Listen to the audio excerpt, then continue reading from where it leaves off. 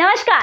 आज हम बात करेंगे कि मनीष सिसोदिया को गिरफ्तार कर लिया गया है, जिसके बाद केजरीवाल की पॉलिटिक्स पर क्या असर पड़ेगा, क्या केजरीवाल भी जेल जा सकते हैं, इन सभी चीजों के बारे में, इन सभी विषयों के बारे में आज हम इस वीडियो में चर्चा करेंगे। सबसे पहले बात करें मनीष सिसोदिया की, तो मनीष सिसोदिया को गिरफ्तार कर लिया गया है।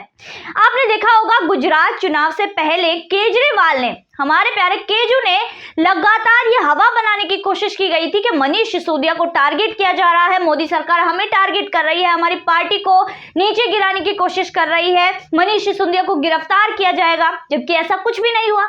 जिसके बाद अब ऐसा कुछ भी नहीं हुआ, इसके बाद केजरीवाल ने एक और हवा बनानी शुरू की कि भाई मनीष सिसोदिया कट्टर ईमानदार है, केजरीवाल मोदी सरकार को कोई सबूत नहीं मिला तो उन्हें गिरफ्तार नहीं किया गया। ये तो वही बात हुई भैया कि चित भी हमारी पट भी हमारी, हम गिरफ्तार हुए तो हमें सिंपैथी, नहीं हुए तो हमें सिंपैथी। तो ये सारी चीजें केजरीवाल ने क्रिएट करने की कोशिश की गई, पर यहाँ पर अब सीबीआई ने मनीष सिसोदिया को गिरफ्तार कर लिया है। मनीष सिसोदिया को गिरफ्तार करने से पहले सीबीआई ने करीब 8 घंटे तक पूछताछ की, जिसमें उनसे तमाम तरह के सवाल पूछे। एफआईआर को लेकर उन्होंने जिस तरह मैसेज लोगों को किए, उनको लेकर उनके किस किस से इस बारे में संबंध थे, लिकर मामले को लेकर केजरीवाल के जो उप मुख्यमंत्री थे उन्हें गिरफ्तार किया गया, यानी कि मनीष सिसोदिया को गिरफ्तार कर लिया गया। जो दिल्ली में लिकर घोटाला उन्होंने किया, अपने खूब नोट छापे, खूब पैसे छापे, दिल्ली के जनता का पैसा लूट कर ले गए। तो इन सभी मामलों में अब इन्हें मनीष सिसोदिया को गिरफ्तार कर लिया गया है। 8 घंटे तक इसी बारे में पूछताछ चली, पर मनीष सिसोदिया जी ठहरे कट्टर ईमानदार। उन्होंने बिल्कुल भी अपनी पार्टी के साथ ईमानदारी नहीं तोड़ी, उन्होंने कोऑपरेट नहीं किया, जिसके बाद सीबीआई ने उन्हें गिरफ्तार कर लिया, ये कहते हुए कि ये बिल्कुल भी जांच में हमारी मदद नहीं कर रहे हैं। उससे पहले तो मनीष सिसोदिया ने एक और चाल खेल दी थी, इस तरह से कि उन्होंने सबसे पहले सुबह गए महात्मा गांधी जी के पास, जैसे कि वो बड़े राष्ट्रभक्त हैं, महात्मा गांधी जी के पास गए कि भैया महात्मा गांधी जी हमें आशीर्वाद दे दीजिए, हम जेल में अच्छे से अपने समय व्यतीत करके आए। वहीं दूसरी तरफ उन्होंने एक छोटा सा रोड शो भी किया, जिससे कि उन्हें सिंपैथी मिले, जनता के सामने रोड शो किया, उसमें अपनी पत्नी की बातें करी, दिल्ली के बच्चों को शिक्षा दी कि भाई बच्चों, दिल्ली के बच्चों अच्छे से पढ़ाई करना, जैसे कि यही ट्यूशन देते हैं दिल्ली के बच्चों को, इनके बोले बिना तो दिल्ली के बच्चे पढ़ेंगे नहीं। वहीं दूसरी तरफ उन्होंने ये भी कहा कि मैं 7-8 महीने के लिए जेल जा रहा हूं। ये बहुत बड़ी बात है, 7-8 महीने के लिए जेल जाने की बात ये खुद कह रहे हैं, तो इन्हें जाहिर सी बात है पता है कि सीबीआई को इनके खिलाफ सबूत मिल गए हैं। और क्या सबूत मिले हैं, क्योंकि कोई भी निर्दोष व्यक्ति ऐसी बातें नहीं करेगा कि भाई मैं जा रहा हूं, तो वो कोई भी निर्दोष व्यक्ति होगा ना, वो इस तरह की बातें नहीं करेगा और टाइम भी नहीं बताएगा। वो कोई भी निर्दोष व्यक्ति होता तो वो यही बोलता कि मेरा कोई कसूर नहीं है, फिर भी मुझे फंसाया जा रहा है। पर ये महाशय ठहरे कट्टर ईमानदार, इतनी ईमानदारी तो इन्होंने दिखाई ही कि भाई पहले ही बोल दिया कि मैं 7-8 महीने के लिए जेल जा रहा हूं। अब सवाल ये आता है कि क्या केजरीवाल की भी गिरफ्तारी होगी?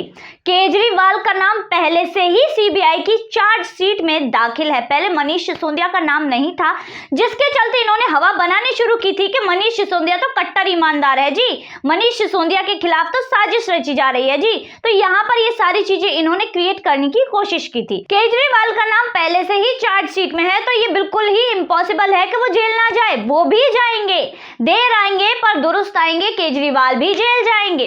वहीं दूसरी तरफ एक समय वो भी था जब इन्होंने देश के बेईमानों की लिस्ट बनाई थी उन्हें हराने के लिए, जिसमें पी चिदम्बरम थे, राहुल गांधी थे, शरद पवार थे, इन सभी की लिस्ट बनाई गई थी। अब यहाँ पर जनता यही पूछ रही है क्या मनीष सिसोदिया का नाम भी केजरीवाल इस लिस्ट में ऐड करेंगे?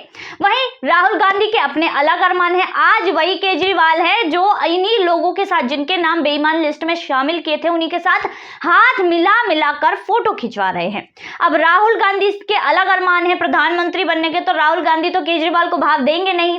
दूसरे बचे और लोग, अब लगातार शरद पवार, जिस बेईमान लिस्ट में शरद पवार का नाम लिखा गया था, उद्धव सरकार जिन्होंने शरद पवार के साथ सरकार चलाई, अब उद्धव ठाकरे से केजरीवाल मिल रहे हैं, हाथ मिला रहे हैं, फोटो खींच रहे हैं, खी खी खी खी करके हंस रहे रहे हैं, बातें कर रहे हैं।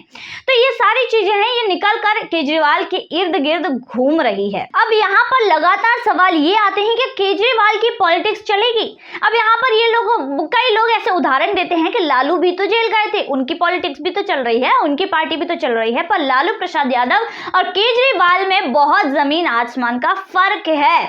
क्योंकि यहाँ पर केजरीवाल ने अपनी जो पार्टी की बुनियाद रखी थी, अपनी राजनीति की बुनियाद रखी थी, वो थी ईमानदारी, और आज वो कितने ईमानदार हैं सभी के सामने है। लगातार जनता का पैसा खाया है। वहीं दूसरी तरफ केजरीवाल ने जनता की कमजोरी पकड़ी कि भैया जनता को तो फ्री की चीज ज्यादा अच्छी लगती है। दुकानों में जैसे दिखा होता है कि एक के साथ एक फ्री, तो जनता लोग वहां ज्यादा खरीदारी के लिए जाते हैं, by one get one free.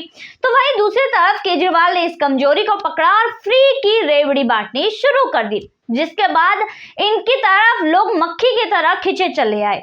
और जाहिर सी बात है, जहां फ्री की चीज है उसका घर जाना अब जनता को भुगतना पड़ रहा है। पंजाब में देखिए लगातार खालिस्तानी मूवमेंट बढ़ रहा है, लगातार वहां से ऐसी चीजें सामने आ रही हैं। सिद्धू मूसेवाले को लगातार दिन दहाड़े मार दिया गया, कोई पुलिस व्यवस्था नहीं है। अब अजनाला का ही केस देख लीजिए, कोई पुलिस व्यवस्था नहीं है। तो यहाँ पर खालिस्तानी मूवमेंट बढ़ रहा है, तो पंजाब की स्थिति तो सभी के सामने है।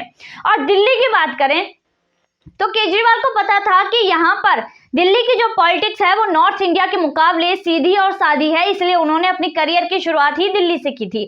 अब नतीजा, उन्होंने जो स्कीम चलाई वो चल भी गई। अब नतीजा ये है कि उनके दोनों हाथ, right hand and left hand, दोनों ही जेल में पड़े हैं, दोनों हाथ उनके कट चुके हैं। तो यहाँ पर दोनों ही अब वहां पर मसाज ले रहे हैं, मसाज लेंगे। पहले तो सत्येंद्र जैन एक रेपिस्ट से मसाज लिया करते थे, तो अब दूसरी तरफ यहाँ पर मनीष सिसोदिया भी वहीं पहुंचने वाले हैं मसाज लेने।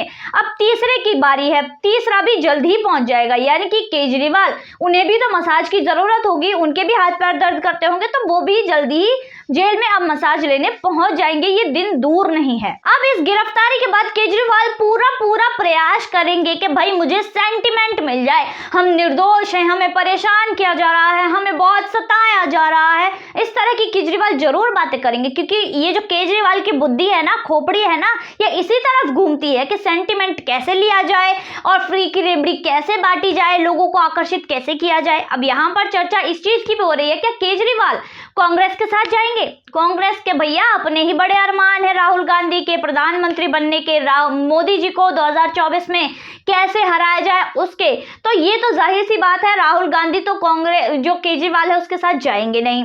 ममता बनर्जी को राहुल गांधी पहले ही अपनी बहन बता चुके हैं, क्योंकि वो कांग्रेस से ही निकली है, तो वो भी नहीं जाएंगी। तो यहाँ पर ना तो कांग्रेस ना ममता बनर्जी, इनमें से कोई भी केजरीवाल का साथ नहीं देगा।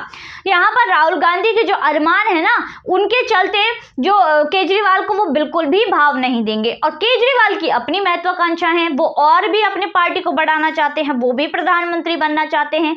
तो अगर ऐसे प्रधानमंत्री देश में आ गए तो देश का तो हो जाएगा बेड़ा गर्क, जैसे कि इन्होंने कर दिया है पंजाब का बेड़ा गर्क। तो आज की वीडियो में बस इतना ही, फिर मुलाकात होगी ऐसी वीडियो के साथ। तब तक के लिए देखते रहिए थिंक टैंक।